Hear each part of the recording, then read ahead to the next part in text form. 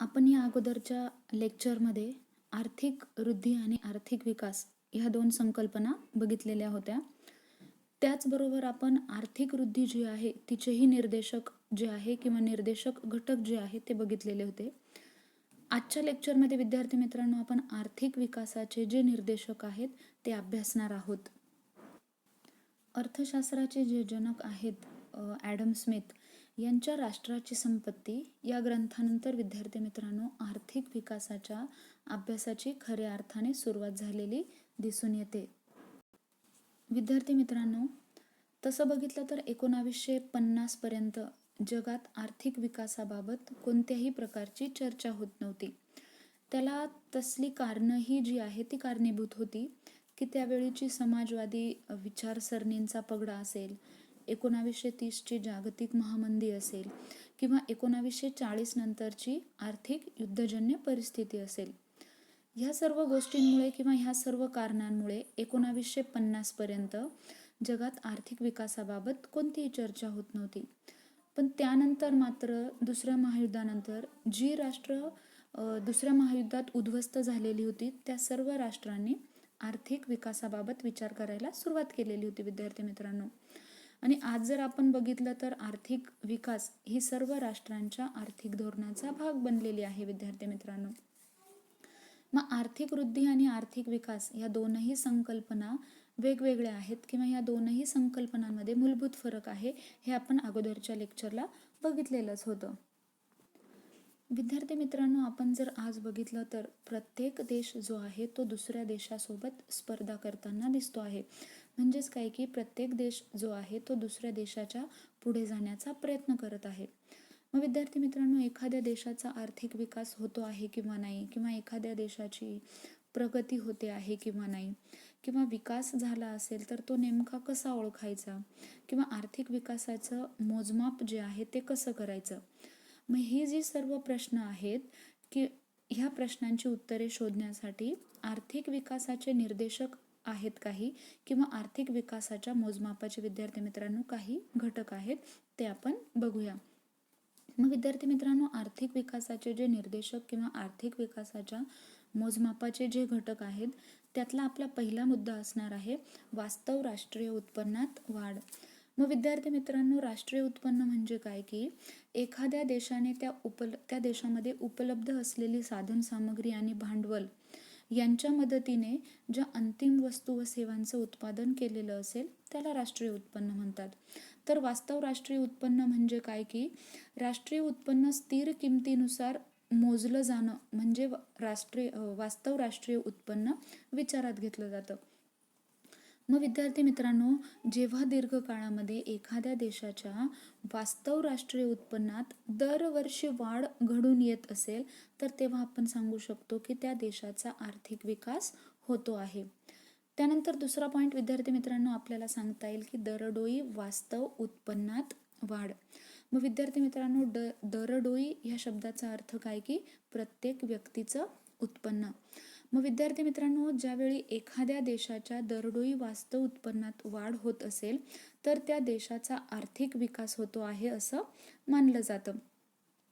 मग विद्यार्थी मित्रांनो, बरेच असे विचारवंत आहे किंवा अर्थशास्त्रज्ञ आहेत त्यांचं असं मत आहे जर राष्ट्रीय उत्पन्न वाढीचा वेग हा लोकसंख्या वाढीच्या वेगापेक्षा अधिक असेल तर दरडोई वास्तव उत्पन्न जे आहे ते वाढत जाईल.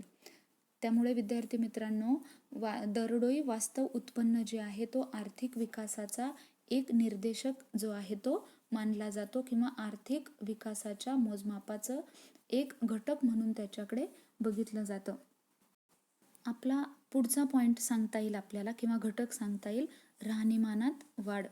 विद्यार्थी मित्रांनो, या अगोदरचे आपण आर्थिक विकासाचे जे निर्देशक आहे किंवा आर्थिक विकासाच्या मोजमापाचे जे घटक आहेत यात जे अगोदरचे आपण 2 पॉईंट पाहिलेले आहेत म्हणजे वास्तव राष्ट्रीय उत्पन्नात वाढ आणि दरडोई वास्तव उत्पन्नात वाढ. ह्या दोनही निर्देशकात किंवा ह्या दोनही घटकांमध्ये अनेक दोष आढळून आले आणि ते दोष टाळण्यासाठी राहणीमान अथवा जीवनमानात होणारी वाढ हा आर्थिक विकासाचा निर्देशक जो आहे तो विचारात घेतला जातो. मग विद्यार्थी मित्रांनो, राहणीमानात जी वाढ होत असते ही दरडोई उत्पन्नातील वाढीशी संबंधित असली तरी तेथे उत्पन्नाच्या वापरावर अधिक दिला जातो विद्यार्थी मित्रांनो. म्हणजे एखाद्या व्यक्तीचं जर उत्पन्न वाढलं तर त्या उत्पन्न वाढल्यानंतर त्याने जर त्याच्या उत्पन्नाचा जास्तीत जास्त भाग जो आहे तो उपभोगावर जर खर्च केला तर त्याच्या राहणीमानात जी आहे ती वाढ घडून येते. मग विद्यार्थी मित्रांनो, जर व्यक्तीचं उत्पन्न वाढलं किंवा त्याच्या उत्पन्नात जर वाढ झाली तर तो काय करतो की सुखसोयीच्या किंवा चैनीच्या गरजा पूर्ण करणाऱ्या वस्तू आणि सेवा यांच्या यांच्या घेण्यावर किंवा त्या विकत घेण्यावर तो काय करत असतो, भर देत असतो. त्यामुळे त्याच्या राहणीमानात वाढ घडून येत असते विद्यार्थी मित्रांनो. त्यामुळे राहणीमानाच्या निर्देशकात घडून येणारी वाढ हा आर्थिक विकासाचा निर्देशक जो आहे तो मानला जातो. पण विद्यार्थी मित्रांनो, इथे एक गोष्ट लक्षात घ्यावी लागेल की जरी लोकांचं उत्पन्न वाढलं पण त्या उत्पन्नाचा जास्तीत जास्त भाग त्यांनी जर उपभोगावर खर्च केला तरच त्यांच्या राहणीमानात जी आहे ती वाढ घडून येते. मग ही राहणीमानात जी वाढ घडून येत असेल तर आपण सांगू शकतो की त्या देशाचा विकास होतो आहे.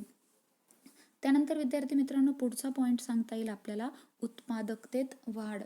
मग विद्यार्थी मित्रांनो, इथे उत्पादकतेत वाढ म्हणजे काय सांगता येईल की प्रत्येक व्यक्ती जो आहे किंवा अर्थव्यवस्थेतील प्रत्येक कामगार जे आहे त्याच्या उत्पादन क्षमतेत होणारी वाढ.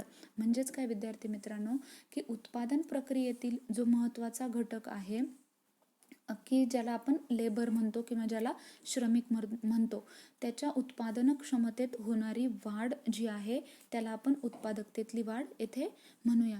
मग विद्यार्थी मित्रांनो, आपण जर विचार केला तर मागासलेले जे देश आहे किंवा अल्पविकसित जे देश आहेत त्यांच्याजवळ असणारी साधन सामग्री किंवा भांडवल इत्यादींचा त्यांच्याजवळ तुटवडा असतो किंवा अगदी कमी प्रमाणात असतं.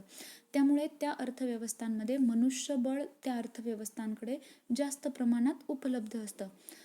मग इथे विद्यार्थी मित्रांनो, असा अर्थ लक्षात घ्यावा लागेल की उत्पादकतेत वाढ जर घडून आली म्हणजे मनुष्यबळाच्या उत्पादकतेत जर वाढ घडून आली तर आर्थिक विकास होत आहे असं आपल्याला म्हणता येईल. म्हणजेच काय विद्यार्थी मित्रांनो, प्रति तास किंवा प्रति माणसाच्या उत्पादकतेत वाढ हा आर्थिक विकासाचा निर्देशक समजला जातो.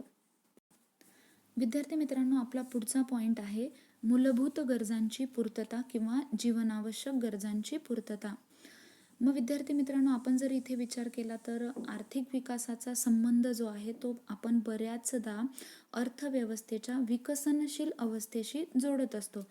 त्यामुळे विद्यार्थी मित्रांनो, इथे जर आपण विचार केला तर आर्थिक विकासाचा विचार आपण प्रामुख्याने गरीब किंवा मागासलेल्या किंवा अविकसित देशांच्या संदर्भात करत असतो. मग ही जी देश आहे अल्पविकसित देश, ह्या देशांमध्ये मोठ्या प्रमाणात दारिद्र्य जे आहे ते आपल्याला दिसतं किंवा तिथे बेकारी असते किंवा आर्थिक विषमता जी आहे ती तिथे आढळते. मग दारिद्र्य, बेकारी किंवा आर्थिक विषमता ह्या गोष्टींमुळे बहुसंख्य लोकांना किंवा लोकसंख्येला आपल्या जीवनावश्यक किंवा मूलभूत गरजाही पूर्ण करणं अशक्य होत असतं. मग अशा परिस्थितीत विद्यार्थी मित्रांनो, जीवनावश्यक गरजा पूर्ण करणाऱ्या वस्तू व सेवांच्या उत्पादनात वाढ घडून येईल याकडे लक्ष द्यावे लागतं किंवा त्या अनुषंगाने प्रयत्न करावे लागतात. म्हणजेच काय विद्यार्थी मित्रांनो, जीवनावश्यक गरजांचा जो निर्देशांक जो आहे तो विचारात घ्यावा लागतो आणि हा निर्देशांक ज्यावेळी तयार करताना अन्नधान्यांचा उपभोग असेल, आरोग्य व स्वच्छता असेल, शिक्षण, निवारा, वाहतूक व दळणवळण इत्यादी सुविधा जे आहे किंवा इत्यादी घटक जे आहे ते विचारात घेतले जातात आणि या घटकांमधील जो बदल आहे तो विचारात घेतला असता विकासाची रचना जी आहे ती विद्यार्थी मित्रांनो लक्षात येते. मग विद्यार्थी मित्रांनो, गरीब असू द्या किंवा अविकसित देशातील लोकांना आपल्या जीवनावश्यक गरजा असतील किंवा ज्या मूलभूत गरजा आहे त्या पूर्ण करण्या इतपत जर उत्पन्न मिळत असेल तर आपण म्हणू शकतो की त्या देशाचा विकास होतो आहे. त्यानंतर पुढचा पॉईंट विद्यार्थी मित्रांनो आपल्याला सांगता येईल की आर्थिक कल्याणात वृद्धी. मग कल्याण याचा अर्थ विद्यार्थी मित्रांनो इथे असा घेता येईल की अर्थव्यवस्थेतला प्रत्येक व्यक्ती जो आहे तो समाधानी असेल किंवा प्रत्येक व्यक्ती जो आहे तो किमान समाधानाची पातळी जी आहे ती गाठेल. मग विद्यार्थी मित्रांनो, अर्थव्यवस्थेमध्ये जे रचनात्मक बदल जे आहे घडून येतात, त्या रचनात्मक बदलांमुळे काय होतंय की व्यक्तीच्या आर्थिक कल्याणात वाढ जर घडून येत असेल तर आपण विकास झाला असं आपण म्हणू शकतो. मग विद्यार्थी मित्रांनो, आर्थिक कल्याण जर ज्यावेळी आपण विचार करतो आर्थिक कल्याणाचा, त्यावेळी उत्पादन असेल किंवा उत्पन्नात वाढ असेल, उपभोगात होणारी वाढ असेल, उत्पन्नाचे न्याय्य वाटप असेल किंवा सुखसोयींमधील वाढ इत्यादी घटकांचा जो आहे तो समावेश होतो. मग ह्या सर्व घटकांमध्ये जर वाढ घडून येत असेल विद्यार्थी मित्रांनो, तर आपण सांगू शकतो की तेव्हा आर्थिक कल्याणात जी आहे ती वाढ घडून येते, म्हणजेच देशाचा किंवा अर्थव्यवस्थेचा विकास होतो आहे. आपला पुढचा पॉईंट आहे विद्यार्थी मित्रांनो, लोकसंख्येच्या क्षेत्रवार विभागणीतील बदल. मग विद्यार्थी मित्रांनो, ते क्षेत्रवार विभागणी जी आहे तिचा जर विचार केला तर आपण प्राथमिक क्षेत्र, द्वितीय क्षेत्र आणि तृतीय क्षेत्र असा आपण अर्थ लक्षात घ्यावा लागेल. मग विद्यार्थी मित्रांनो, एखाद्या अर्थव्यवस्थेच्या लोकसंख्येच्या क्षेत्रवार विभागणीत घडून आलेला बदल असेल किंवा त्या बदलाच्या आधारे आर्थिक विकास झाला की नाही हे ठरवता येतं. मग विद्यार्थी मित्रांनो, प्राथमिक क्षेत्र म्हटल्यानंतर शेती क्षेत्र जे आहे ते विचारात घेतलं जातं. द्वितीय क्षेत्र जे आहे ते म्हटल्यानंतर औद्योगिक क्षेत्र जे आहे ते विचारात घेतो आणि तृतीय क्षेत्र म्हटल्यानंतर सेवा क्षेत्र. मग या तीनही क्षेत्रांमध्ये लोकसंख्येची झालेली विभागणी आणि त्या विभागणीत झालेला बदल यावरून आर्थिक विकासाचं मोजमाप जे आहे ते करता येतं. मग आर्थिक विकासाचा संबंध जो आहे विद्यार्थी मित्रांनो, बऱ्याचदा औद्योगिकीकरणाशी जोडला जातो. त्यामुळे आर्थिक विकासामुळे प्राथमिक क्षेत्रातील म्हणजेच शेती क्षेत्रातील लोकसंख्येचं प्रमाण जे आहे ते घटत जाऊन औद्योगिक क्षेत्र व सेवा क्षेत्रातील रोजगार वाढतो विद्यार्थी मित्रांनो. त्यामुळे उत्पादन तंत्रात देखील सुधारणा होताना आपल्याला दिसते आणि त्यामुळे उत्पादकता देखील वाढलेली दिसते. मग उत्पादन किंवा उत्पन्नात देखील वाढ घडून येते. मग थोडक्यात काय विद्यार्थी मित्रांनो, की शेती किंवा प्राथमिक क्षेत्रातील म्हणजेच प्राथमिक क्षेत्रात जी लोकसंख्येचं प्रमाण आहे ते प्रमाण घटून औद्योगिक क्षेत्रात लोकांचं प्रमाण वाढत जाते, अशी लोकसंख्येची व्यवसायानुसार विभागणी बदलते, तेव्हा ते आर्थिक विकासाचं लक्षण आहे असं आपण म्हणू शकतो. त्यानंतर विद्यार्थी मित्रांनो, आपला पुढचा पॉईंट आहे लोकसंख्येच्या ग्रामीण व शहरी भागातील बदल. विद्यार्थी मित्रांनो, आजही आपण बघितलं तर अल्पविकसित किंवा जे मागासलेले देश आहेत त्या देशांमध्ये आजही 70% लोकसंख्या जी आहे ती ग्रामीण भागात आहे आणि उर्वरित जी लोकसंख्या आहे ती शहरी भागात राहते. मग विद्यार्थी मित्रांनो, एखाद्या अर्थव्यवस्थेचा किंवा देशाचा जसा जसा आर्थिक विकास होत जातो तसं तसं औद्योगिकरण जे आहे ते वाढत जातं.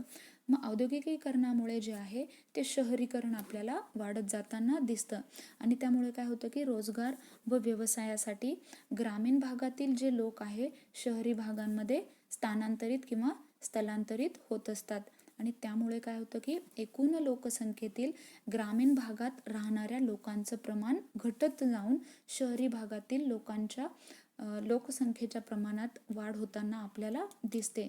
मग लोकांच्या ह्या शहरी व ग्रामीण विभागणीत जो बदल घडून येतो तो आर्थिक विकासाचा निर्देशक मानला जातो.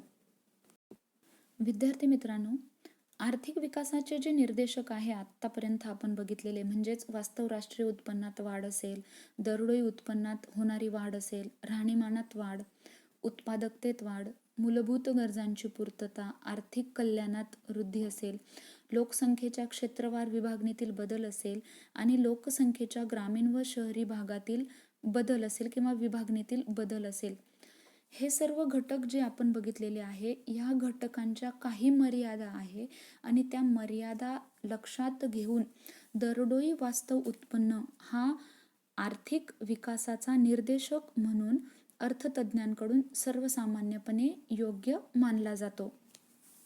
मग विद्यार्थी मित्रांनो, आजचं आपलं जे लेक्चर आहे त्या लेक्चरच्या बेसिसवरती तुम्हाला इथे एक सरावासाठी प्रश्न दिलेला आहे. मग तो प्रश्न आहे आर्थिक विकास व वृद्धीचे निर्देशक स्पष्ट करा. मग विद्यार्थी मित्रांनो, तुम्ही ह्या प्रश्नाचा सराव करायचा आहे. धन्यवाद.